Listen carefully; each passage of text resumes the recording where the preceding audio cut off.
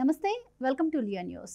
తిరుమల తిరుపతి లడ్డు కల్తీ అంశం వైసీపీ పీఠాలను కదిలిస్తున్న వేళ మరి ఒక సరికొత్త నాటకానికి అయితే తెరతీసింది వైసీపీ పార్టీ. ఇప్పటికే ఇటు దేశవ్యాప్తంగా అలాగే రాష్ట్ర వ్యాప్తంగా కూడా ఈ అంశంపై నిరసనలు వెల్లువెత్తుతుంటే ఒక పోటీ ప్రాయశ్చిత్ దీక్షగా జగన్మోహన్ రెడ్డి అయితే ఈ నెల 28న అన్ని దేవాలయాల్లో పూజలు చేయాల్సిందిగా వైసీపీ పార్టీ శ్రేణులకు కార్యకర్తలకు ఆయన పిలుపునైతే ఇచ్చారు. మరి ఇలాంటి టైంలో అంటే రాష్ట్ర వ్యాప్తంగా కూడా భగ్గుమంటున్న వేళ ఇలాంటి నిర్ణయం ఆయన తీసుకోవడాన్ని ఎలా చూడొచ్చు? మరి ఈ అంశం ఎలాంటి పరిస్థితులకు దారితీసే అవకాశం ఉంది? మొత్తంగా ఏం జరగబోతుంది? మరి 28వ తారీఖు ఇలాంటి విషయాలన్నీ తెలుసుకుందాం. మనతో పాటు ఉన్నారు సీనియర్ పొలిటికల్ జర్నలిస్ట్ డివి శ్రీనివాస్ గారు. నమస్కారం సార్. నమస్తే. సో జగన్మోహన్ రెడ్డి గారు ఈ నెల 28న రాష్ట్ర వ్యాప్తంగా కూడా పూజలు చేయాలని చెప్పి ఆ పార్టీ కార్యకర్తలకు శ్రేణులకు పిలుపునివ్వడం జరిగింది. సో ఎందుకు ఆయన అంటే ఇన్ని రోజుల తర్వాత ఎలాంటి నిర్ణయం తీసుకున్నారు? దీన్ని ఆయన కౌంటర్ దీక్షగానే చూసే అవకాశం ఉందా? దీన్ని మనం ఎలా చూడొచ్చు? సో దీనివల్ల వైసీపీ పార్టీని ప్రజలు ఎంతవరకు నమ్ముతారు? సో ఇలాంటి పిలుపుని ఆయన ఇవ్వడం ద్వారా ఆయన వెనక ఉన్న ఉద్దేశం ఏంటి? దీని వెనుక ఏం చెప్తారు మీరు? జగన్మోహన్ రెడ్డి ఇవాళ తను చేసిన నేరాన్ని చంద్రబాబు ప్రభుత్వం పైకి నెట్టి తను శుద్ధపూస అని నిరూపించుకోవడం కోసమా? ఎందుకంటే ఇవాళ ఆయన పిలిపించాడు. ఒకవైపు ఏమో జనసేన కార్యకర్తలు, కూటమి, తెలుగుదేశం వీళ్ళంతా కూడా ఏం చేస్తున్నారు? అన్ని చోట్ల నిరసనలు తెలియజేస్తున్నారు, లేదు ప్రాయశ్చిత్త దీక్షలు చేపట్టారు. జగన్ చేసిన తప్పుకి జనం అంతా ప్రాయశ్చిత్తం చేసుకుంటున్న పరిస్థితుల్లో జగన్ గడుసుగా ఏం చేస్తున్నాడు? ఈ మొత్తానికి చంద్రబాబే కారణమని ఆ కల్తీ నెయ్యి వివాదం దాన్ని అటు నెట్టేసి ఇతను కౌంటర్ పూజలకి పిలిపించాడు.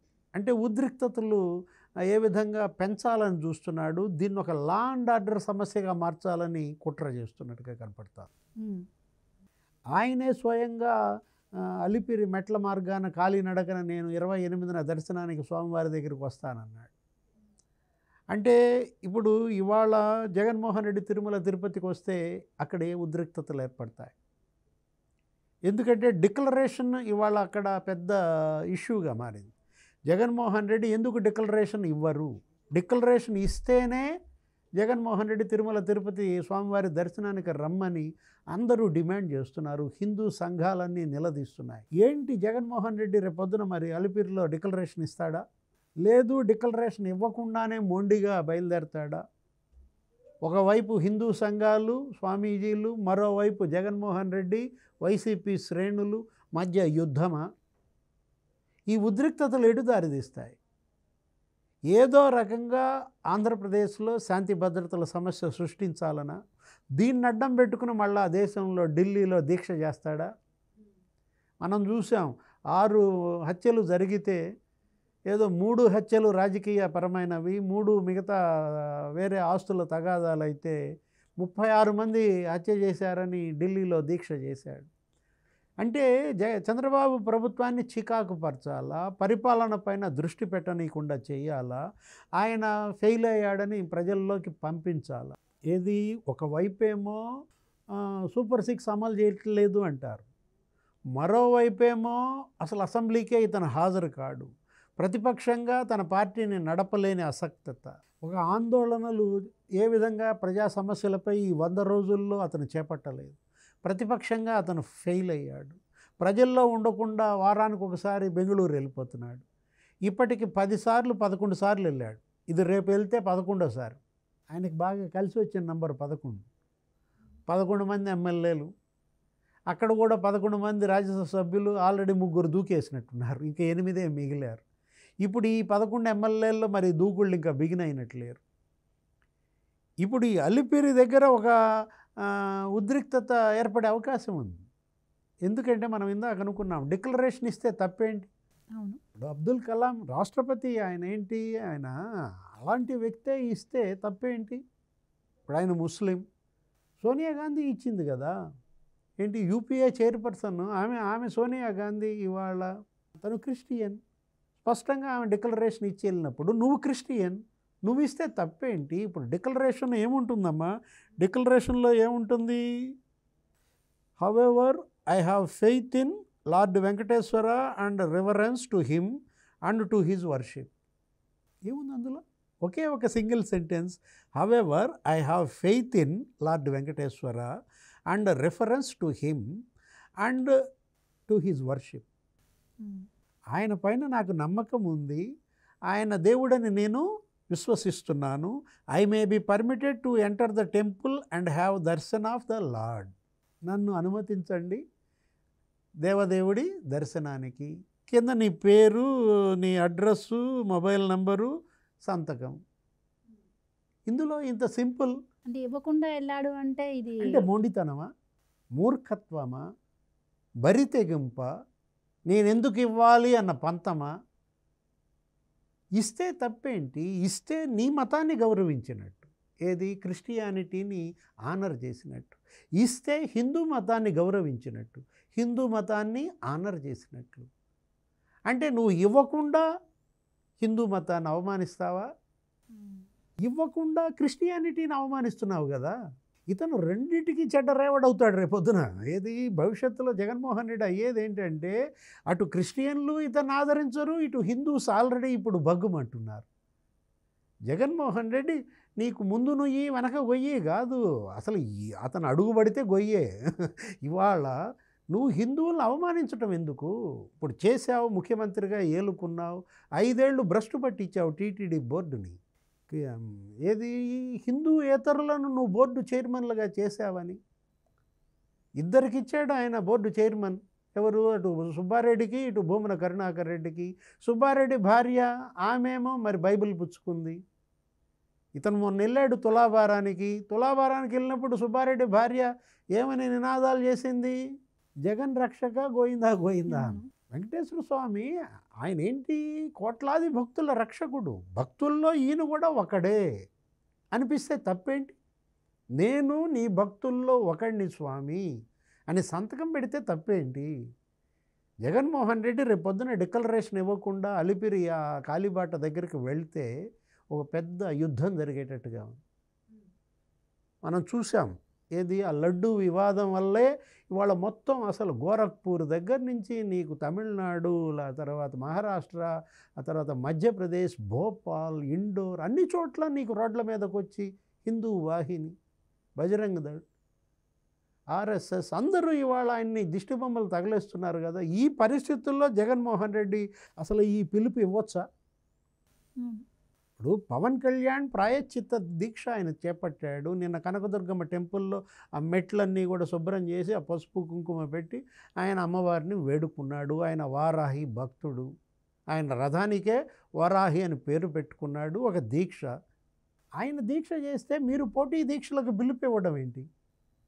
ఇప్పుడు జనసేన పిలిపిచ్చింది ఏంటి? ఆయన దీక్ష విరమణ వస్తుంది కాబట్టి రేపు 9వ రోజు. 9వ రోజు ఏం చేయాలా? మొత్తం జనసేన కార్యకర్తలంతా దేవాలయాల్లో మంత్రోచ్చాటన.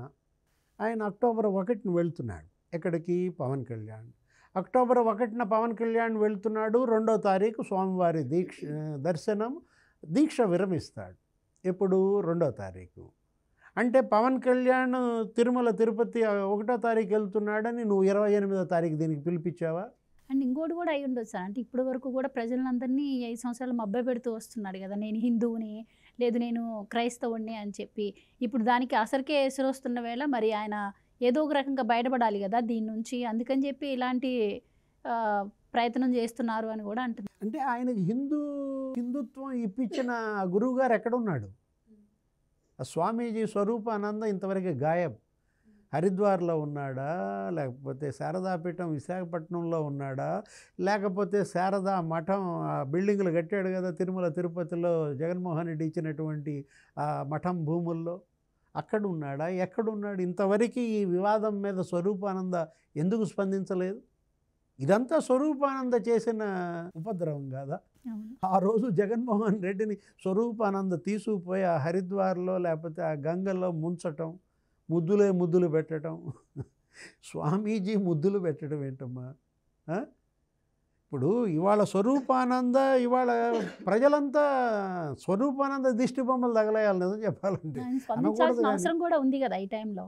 ఇదేంటి మొత్తం అసలు అన్ని పీఠాధిపతులు స్పందించారు, అందరూ స్వామీజీలు స్పందించారు. అసలు స్వామీజీలు ఇవాళ మామూలుగా ముట్టడిచ్చారా? నిన్న తిరుమల తిరుపతిని శ్రీనివాసానంద సరస్వతి అసలు భగ్గుమంటున్నాడు. చిలుకూరు ఆలయ అర్చకులు స్పందించారు. ఆయన రమణ దీక్షితులు ఏ జగన్మోహన్ రెడ్డి అయితే సీఎం కావాలని కోరుకున్నాడో, చంద్రబాబు పైన విమర్శలు చేశాడో, లేని పింక్ డైమండ్ ఆరోపణలు చేశాడో అదే రమణ దీక్షితులు శపిస్తున్నాడు. తన పైన అక్రమ కేసులు బనాయించారు, తనని జగన్మోహన్ రెడ్డి ఈ విధంగా టార్చర్ పెట్టాడని. ఇప్పుడు ఈ పరిస్థితుల్లో అతను ఈ విధమైనటువంటి పిలుపు వైసీపీ శ్రేణులకు ఇవ్వడం, కొడాలి నాని మాట్లాడతాడు ఇవాళ ప్రెస్ మీట్ పెడుతూ, పేరుని నాని వల్లభనేని వంశీ అటు ఇటు కూర్చోబెట్టుకుని. ఏంటి ఆ పిచ్చి మాటలు కొడాలి నాని? నేను 40 సార్లు తిరుపతి వెళ్ళాను, 20 సార్లు గుండు కొట్టించుకున్నాను, చంద్రబాబు ఒకసారన్నా గుండు కొట్టించుకున్నాడా అని అడుగుతాడు. ఈ మాట జగన్మోహన్ రెడ్డిని ఎందుకు అడగలేదు? రేపొద్దున అదే పేరుని నాని, వల్లభనేని వంశీ, కొడాలి నాని వీళ్ళ ముగ్గురు జగన్ను తీసుకుని పైకి వెళ్తారా కొండపైకి? అక్కడేదో ఉంటుందా కేసే ఖండనశాల, అక్కడికి వెళ్ళి మరి జగన్మోహన్ రెడ్డికి గుండు చేయిస్తారా? మరి చంద్రబాబు గారిని అడిగినప్పుడు మరి జగన్మోహన్ రెడ్డి గారు కూడా చేయించుకోవాలి కదా. నువ్వు ముందు అడగాల్సింది జగన్మోహన్ రెడ్డిని. ఏది నేను 20 సార్లు గుండు కొట్టించుకున్నాను జగన్, నువ్వు ఒక్కసారన్నా గుండు కొట్టించుకోలేదంటే రేపు పొద్దున వెళ్దాంపా 28వ తారీఖు మేమే నీ గుండు కొట్టిస్తాం, దగ్గరుండి నీ గుండు చేపిస్తామని చెప్పి తీసుకెళ్ళచ్చు కదా. ఉందా ఆ ధైర్యం? అంటే ఎప్పుడు జగన్మోహన్ రెడ్డి ఇబ్బందుల్లో పడ్డా ఈ కొడాలి నాని వచ్చి ఈ విధంగా పిచ్చి మాటలు మాట్లాడతాడా? అతను రకరకాల మాటలు మాట్లాడాడు కొడాలి నాని. మాట్లాడుతూ ఏంటి అసలు ఈ తిరుపతి తిరుమల దాన్ని అసలు రాజకీయం చేస్తున్నాడు చంద్రబాబు అంటాడు, దేవుణ్ణి రాజకీయం చేస్తున్నాడు చంద్రబాబు అంటాడు. దేవుణ్ణి రాజకీయం చేస్తుంది జగన్మోహన్ రెడ్డే చంద్రబాబా? ఆ మాట కొడాలి నాని మరి విజయమ్మని ఎందుకు అడగలేదు? ఏ రోజైతే బైబిల్ పుచ్చుకుని విజయమ్మ వైసీపీ మీటింగుల్లోకి వచ్చిందో ఆ రోజే దేవుడితో ఏందమ్మా ఈ మాట ఈ ఆట అని అడగచ్చు కదా. దేవుడితో రాజకీయం చేస్తుంది జగన్మోహన్ రెడ్డి, అడుగడుగున రాజకీయం చేస్తుంది జగన్మోహన్ రెడ్డి.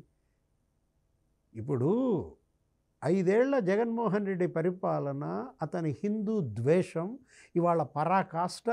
ఈ లడ్డు ఏది కల్తీ నెయ్యి, యానిమల్ ఫ్యాట్ వచ్చిందా రాలేదా? ఎన్డీడీబీ రిపోర్ట్, ఎన్డీడీబీ రిపోర్ట్లో స్పష్టంగా ఆ 3వ పేజీలో అసలు ఎన్డీడీబీ రిపోర్ట్నే ప్రామాణికం కాదు, ఇంకా టెస్టులు చేయించాలని కూడా అంటున్నారు. అడగండి, తప్పు లేదు. ఏది ఇంకొన్ని పరీక్షలు చేయించండి. చింతామోహన్ కూడా అడిగాడు, ఏమని కర్ణాటక ల్యాబ్లో చేయించండి లేకపోతే తమిళనాడు ల్యాబ్లో చేయించండి, చేయించుతారు, తప్పేముంది. కాకపోతే వాళ్ళు అంటోంది ఏంటి, శ్యామలరావు చెప్పేదాన్ని వక్రీకరించారు. అసలు శ్యామలరావు కల్తీ జరగలేదన్నాడు, కల్తీ నెయ్యి వాడలేదన్నాడు. ఇక్కడ అది వచ్చినటువంటి ట్యాంకర్లన్నీ ఆ రోజు 8 ట్యాంకర్లు వచ్చాయి ఏఆర్ డైరీస్కి. 4 ట్యాంకర్లలో కల్తీ నెయ్యి బయటపడింది, శాంపిల్స్ ఏంటి ఆ ట్యాంకర్లని తిప్పి పంపారు. అది ఎప్పుడు ఎన్డీడీబీ రిపోర్ట్ వచ్చిన తర్వాత. మరి మిగతా 4 ట్యాంకర్లు ఏమయ్యాయి? ఆ మిగతా 4 ట్యాంకర్లు వాడారు, లోపలికి వెళ్ళాయి. ఆ వాడింది ఎందుకు వాడారు? తిరుమల రిపోర్ట్ వచ్చింది. తిరుమలలో ల్యాబ్ రిపోర్ట్ ప్రకారం కింద ఉంటుంది అది, ఏది తిరుపతి, ఆ ల్యాబ్ రిపోర్ట్ ప్రకారం అది మంచిదని వాడారు. కానీ అది మంచిదని ఎలా తెలుసు? అక్కడ అసలు పరికరాలు లేవు. అక్కడ ఉన్నటువంటి ల్యాబ్లో పరికరాలు లేకుండా ఇచ్చిన రిపోర్టు, దానిలో శాంక్టిటీ ఏముంది? ఆ వాడిన 4 ట్యాంకర్లలో నెయ్యి శాంపిల్స్ కూడా పంపి ఉంటే ఎన్డీడీబీ రిపోర్ట్ ఇదే వచ్చేది. ఎందుకంటే ఆ 4 ట్యాంకర్లు ఈ 4 ట్యాంకర్లు వచ్చింది ఒకే డైరీ నుంచి, ఏఆర్ డైరీ. శ్యామలరావు అసలు అది యానిమల్ ఫ్యాట్ అని చెప్పలేదంటారు. ఆయన ఐఏఎస్, ఆయనకు కొన్ని పరిమితులు ఉంటాయి. భక్తుల విశ్వాసాలని మరి ఆయన లేనిపోయింది ఏ విధంగా మాట్లాడగలడు? ఒక్కసారిగా తను బయట పెట్టినట్లయితే అది మళ్ళా భక్తుల్లో ఏమవుతుందో, ఏ విధంగా పరిణమిస్తుందో, తిరుగుబాటుకు దారితీస్తుందో అనే ఆందోళనలు ఉంటాయి. ముఖ్యమంత్రి కూడా అన్యాపదేశంగా చెప్పారు ఆ రోజు ఆ మీటింగ్లో, ఆ కూటమి సమావేశంలో జనసేన, తెలుగుదేశం, బీజేపీ ఎమ్మెల్యేలతో మాట్లాడుతూ ఇతని యొక్క అరాచకానికి పరాకాష్ట యానిమల్ ఫ్యాట్ అని రిపోర్ట్ వచ్చిందని ఆయన అన్నారు. ఆయన ఏమన్నారు? వెంకటేశ్వర స్వామి నాతో మాట్లాడిచ్చారన్నారు. ఇప్పుడు శ్యామలరావు వెంకటేశ్వర స్వామి మాట్లాడతలేదేమో ఆయనతో. ఎలా వీళ్ళు దానికి దీనికి ముడిపెడతారు? కొడాలి నాని, పేర్ని నాని, ఇవాళ వంశీ ప్రెస్ మీట్ కానీ, జగన్మోహన్ రెడ్డి ఇచ్చిన పిలుపు కానీ, ఇవన్నీ కూడా ఏంటంటే ఒక ఉద్రిక్తతలు రెచ్చగొట్టే కుట్ర కనపడుతోంది. లా అండ్ ఆర్డర్ సమస్య సృష్టించే కుట్ర కనపడుతుంది. నిజంగా చిత్తశుద్ధి ఉంటే అసలు ఈ రాష్ట్రంలో, ఈ దేశంలో మతాల పట్ల జగన్మోహన్ రెడ్డికి విశ్వాసం ఉంటే డిక్లరేషన్ ఇస్తాడు. తను స్పష్టంగా చెబుతాడు, నేను హిందూని, నా కుటుంబం క్రిస్టియానిటీ, నా భార్య క్రిస్టియన్, నేను హిందూ అని చెప్పు, తప్పేముంది? మా అమ్మ క్రిస్టియన్, నేను హిందూ అని చెప్పు, తప్పేముంది? తప్పేం కాదు కదా. నీ ఇష్టం వచ్చిన మతాన్ని నువ్వు అనుసరించు, తప్పేముంది? కాకపోతే నువ్వు డిక్లరేషన్ ఇవ్వు. డిక్లరేషన్ ఇస్తే అసలు అన్ని సమస్యలకి పరిష్కారం అవుతుంది కదా. డిక్లరేషన్ అడ్డం పెట్టుకుని అక్కడ ఉద్రిక్తతలు రెచ్చగొడదాం. తిరుమల తిరుపతి కొండపై నిన్న చూసాం భూమన కరుణాకర్ రెడ్డి ఎపిసోడ్. భూమన కరుణాకర్ రెడ్డి అసలు అక్కడ కొండ మీదకి ఎవరు అలౌ చేశారు? ఆయన అక్కడికి వెళ్తున్నాడు, ఆయన అక్కడ ప్రమాణం చేస్తున్నాడు, పుష్కరిణిలో మునుగుతాడు, తడి బట్టలతో ప్రమాణం చేస్తాడు, అఖండం దగ్గర కర్పూరం ఆర్పుతాడు అని మీకు తెలియదా? ఆ కర్పూర దీపం అని మీకు ముందస్తు సమాచారం ఉన్నప్పుడు అసలు ఆయన మరి హౌస్ అరెస్ట్ చేయాల్సింది. అలా చేయకుండా ఆయన పర్మిట్ చేశారు. ఆయన అక్కడ రాజకీయ వ్యాఖ్యలు చేయనంటూనే రాజకీయ కలుషిత మనస్కులు కొంతమంది ఈ విధంగా దేవదేవా నన్ను క్షమించు, ఏదైనా జరిగి ఉంటే సర్వనాశనమైపోతా, ఈ మాటలన్నీ అతనితో చెప్పిస్తుంటే, చెప్పేలాగా పోలీసే పక్కన ఉంటే రేపొద్దున జగన్మోహన్ రెడ్డి కూడా అదే అక్కడ జరిగితే, రాజకీయం కొండ మీద చేస్తోంది కరుణాకర్ రెడ్డి కదా, రాజకీయం కొండ మీద చేస్తోంది జగన్మోహన్ రెడ్డి కదా. ఈ విధమైన పిలుపుల ద్వారా దయచేసి మత విశ్వాసాలని దెబ్బతీయకండి. ఇప్పటికి చేసిన పాపాలు చాలు, కొత్త పాపాలు ఇంకా చేయబాకండి. మీరు చేసిన పాపాల ఫలితమే ఇవాళ బుడమేరు పొంగింది, బెజవాడ మునిగింది. ఇంకా ఆంధ్రప్రదేశ్ని ఎంత ముంచాలని చూస్తారు? పేటాధిపతులు మఠాధిపతులు అయితే కరోనా కూడా అందుకే వచ్చిందని కూడా చెప్తున్నారు. అంటే ఇవాళ జగన్మోహన్ రెడ్డి ఏదో రకంగా తన పార్టీని బతికించుకోవాలి, ఉనికిని కాపాడుకోవాలి. ఒకవైపు వలసలు మొత్తం వెళ్ళిపోతున్నారు అంతా కూడా. నిన్న కూడా ఒక Rajya Sabha wicket down. R Krishnaiah నువ్వు వద్దు, నీ సభ్యత్వం వద్దు అని చెప్పి ఆపండి చీటీ జించేశాడు. 4 ఏళ్ల సభ్యత్వం ఎందుకు వదులుకుంటారు ఎవరైనా? రాజ్యసభ 4 ఏళ్ల సభ్యత్వమే వదిలేసి వాళ్ళు వెళ్ళిపోయారంటే మోపిదేవి వెంకటరమణ, బీడ మస్తాన్ రావు, ఆర్ కృష్ణయ్య, అసలు మొత్తం రాజ్యసభ అంతా ఖాళీ అయిపోతుంది, కౌన్సిల్ ఖాళీ అయిపోతుంది. బొత్స లక్ష్మణరావు జనసేనలో చేరుతున్నాడంట, బాలినేని శ్రీనివాసరెడ్డి జనసేనలో చేరుతున్నాడు, సొంత బంధువు. సామినేని ఉదయభాను, మీ నాన్నకి మరి వెన్నుదన్నుగా ఉన్నటువంటి ఉదయభాను జనసేనలో చేరిపోతున్నాడు. నీ సొంత కుటుంబం నిన్ను దూరం పెట్టేసింది. ఇవాళ నీ పార్టీ వాళ్ళంతా నిన్ను వదిలేసి దూకేస్తున్నారు. ఇవాళ జగన్మోహన్ రెడ్డి ఆయన పార్టీ అదేంటి ఒక తగలబడుతున్న ఇల్లులాగా దూకేస్తున్నారు అన్నమాట. మనం కనుక ఈ ఇంట్లో ఉంటే తగలబడిపోతాం అనే పరిస్థితుల్లో ఎవరికి వాళ్ళు సురక్షిత గమ్యస్థానాలు ఎత్తుక్కుంటున్నారు. జనసేన వాళ్ళకి సురక్షిత గమ్యస్థానంగా కనపడింది కాబట్టి వెళ్ళిపోతున్నారు. అంటే ఆ వలసలకు అడ్డుకట్ట వేయలేక, ఈ వస్తున్న విమర్శలకి తట్టుకోలేక, దేశం మొత్తం తన దిష్టి బొమ్మలు తగలేయటం చూసి భరించలేక ఇప్పుడు అశాంతి సృష్టించే కుట్ర. Thank you so much.